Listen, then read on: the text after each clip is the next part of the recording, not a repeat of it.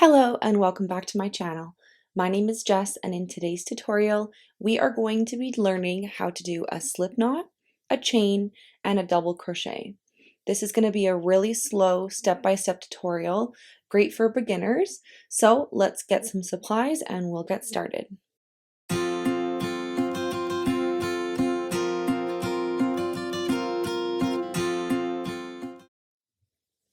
So for today's tutorial, I'm going to be using this Vanna's Choice Lion brand yarn in gray, and this is a size 4 medium weight yarn, and I am pairing it with my 5mm crochet hook from Crochet Society. Now, before we get started, I just want to go over what a double crochet is and why we do them. So these are 3 swatches of 3 separate stitches. So this one right here, this is a single crochet. So this is basically the shortest stitch that you can get. It's very tight and there's not a lot of holes in it. So these stitches are really good for amigurumi or nothing you want holes in, basically. Now this swatch is a half double crochet. It's slightly taller than the single crochet, and the holes are slightly bigger, and it's basically the middle stitch between the single crochet and the double crochet in height. Now this is a double crochet, so as you can see the holes are a lot bigger, the stitch is a little bit taller, it's double the size, so you're going to get a lot more height with the double crochet versus the single crochet. So that's kind of just a little background on the different stitches and the different height variations between them. All right, so to begin, we are going to learn how to do a slip knot. Now, slip knot is basically how you're going to create the first loop on your hook, and it is adjustable. So you can adjust it by pulling the strings, making it tighter or looser for whatever you need. So to start your slip knot, and I will say a little caveat here that everybody does this a little bit differently and there's no wrong way. Whatever way works for you is great. So what I do for my slip knots is I anchor my yarn with my thumb on my ring finger. And I like to have a decent sized tail because you're going to need this to weave in at the end of your project. So I like to anchor my yarn between my thumb and my ring finger. And I'm going to take this yarn and I'm going to wrap it around my pointer finger. Now I'm going to wrap it around so it goes around twice so that there's 2 parallel lines on the top and 1 cross on the back. Once you're in this stage, you're going to pull up the front loop and go over the back loop like that. Then you're going to grab this back loop and you're going to pull it all off your finger and pull, and this is going to be your slip knot. Now you put your hook on in the hole there in the loop, and you're going to pull these strands and it's going to tighten that loop around your hook, and then you're ready to start. So I'll show you one more time. So we're going to anchor with our thumb and our ring finger. We're going to wrap around our pointer finger so we have 2 parallels in the front and a cross in the back. We're going to lift up the front and put it over the back. Lift up that back piece, and as you're pulling it off your finger, pull tight. Grab your hook and pull your strand to tighten it around your hook. And that is your slip knot. Now I will show you how I hold my yarn. It's different for every single person, like I said before. So this is just what works for me, but I like to wrap my yarn around my pinky because I find that it helps me control my tension a little bit more. So I wrap it around my pinky like this, and then it's going to go underneath these 2 fingers in the middle, and then it's going to go over top of my pointer finger. Then I grab my yarn with my middle finger and my thumb, my end tail here, and I have this hand that controls the hook, and this is controlling the tension. And that's how I hold my yarn. So to start any project that you're working in a row, we're going to do a chain row. So basically this is going to create that first foundation chain row that's going to allow you to work from. So to do a chain, what you're going to do is you're going to have your hook with your loop. You're going to wrap the yarn, which is also called a yarn over. So we're going to yarn over, and then we're going to pull through. And when you pull through, you just want to turn your hook down to get through that loop, and you're going to pull through that loop. And that's one chain. And you can tell that it's a chain because of that V shape that you see there. So that's one stitch. Now we're going to do that again. So yarn over and pull through.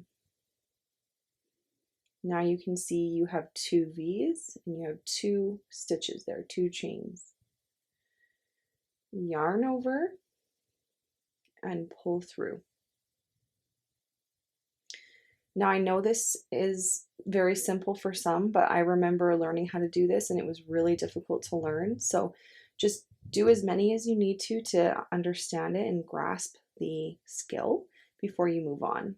So we have 1, 2, 3, 4, 5. So let's chain 11. So that's 6, 7, 8, 9, 10, 11. You also don't want to do these chains too tight, or else you're going to run into issues that you're not going to be able to get your stitches into them. So just not too tight, but not too loose also. So now we're going to start with our double crochets. Now to start with a double crochet, when we're working on the chain row, what we're going to do is we're going to skip the first 2 chains. So we're going to skip this chain right here, and we're going to skip this second chain here, and we're going to work into the 3rd chain. Now to complete a double crochet, we're going to wrap our yarn or yarn over. Then we're going to find that stitch that we're going to go into. So not that one, but this one right here. And we're going to insert our hook into the top loop. Then we're going to yarn over and grab the yarn and pull through. So you should have 3 loops on your hook like this. Now we're going to yarn over and pull through 2. And we're going to yarn over and pull through 2. And that's 1 double crochet. Let's do that again. Yarn over. Now we're working into the next chain. Insert our hook, yarn over and pull through. So we have 3 loops on our hook. Yarn over, pull through 2. Yarn over, pull through 2. Now you can see they're like almost like little poles, and that's what we want it to look like. So we're going to yarn over and we're going to work into our next stitch. Insert our hook, yarn over and pull through. Yarn over, pull through. Yarn over and pull through. And we're just going to work our way along. Yarn over, insert our hook, yarn over and pull through. Yarn over, pull through, yarn over, pull through. Work our way all the way along.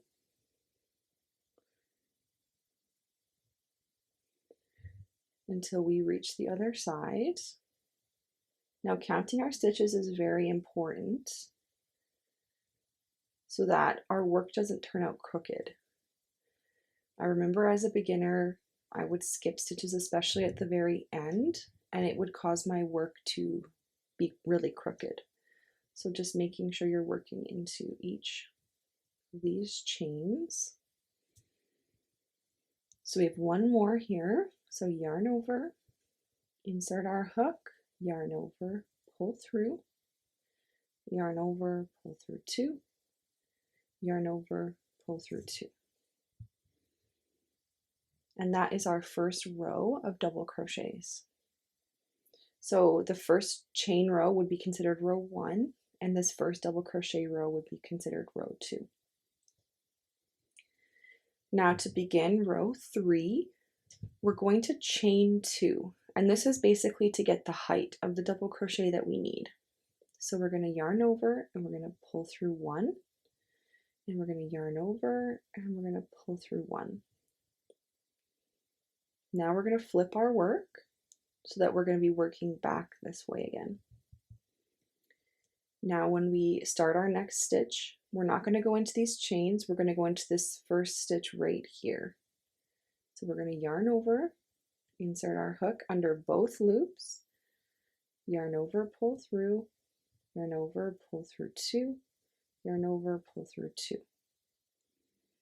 Yarn over, insert under both 2 of these loops on the top, yarn over, pull through 2, yarn over, pull through 2, yarn over, and you're just going to work along until you reach the other side, and then you will chain 2 and you will turn your work again.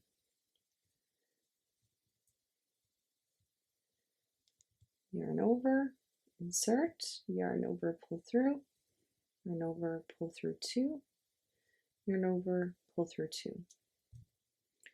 And that is how you complete a double crochet. I hope this tutorial was helpful for you guys. Please let us know down in the comments down below if you have any questions, and if there's any tutorials you're hoping to see, let us know. Otherwise, please subscribe if you haven't already, and we'll see you in the next one. Bye!